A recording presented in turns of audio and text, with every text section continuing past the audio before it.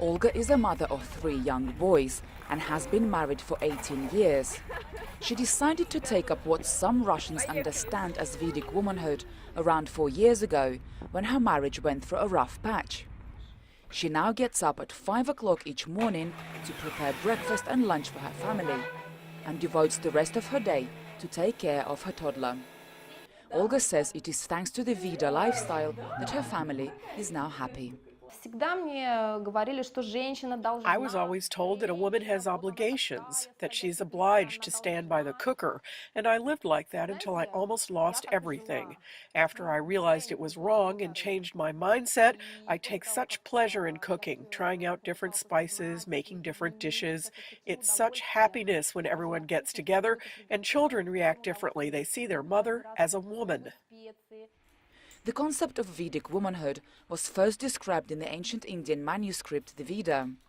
It says the only way for a woman to be happy is to put her husband and children first and abandon any career ambitions.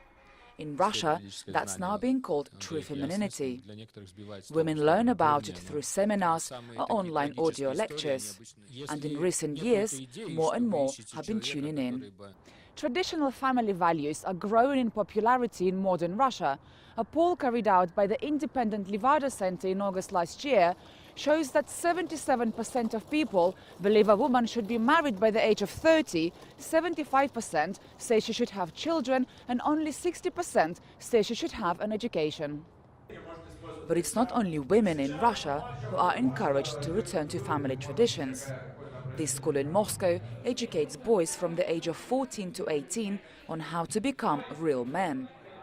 Its weekly lessons cover the basics of masculinity, from how to do a proper handshake to the basics of self-defense and teamwork. These boys are taught how to be confident, dominant and responsible, and are encouraged to take on the role of a brave caretaker. During the 90s, there were trends towards more freedoms and multi-norms. Lifestyle models, such as a woman without a child, were acceptable, especially during crisis times when it was difficult to have a large family.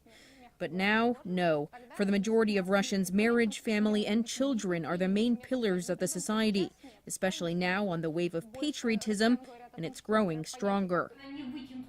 Karina says Russian society is patriarchal, and any behavior that's not socially acceptable is detested. This is especially true when it comes to the LGBT community and same-sex marriages. As Russia isolates itself from the West politically, more Russians now see so-called Western values as degenerative. Julia Lyubova, TRT World, Moscow.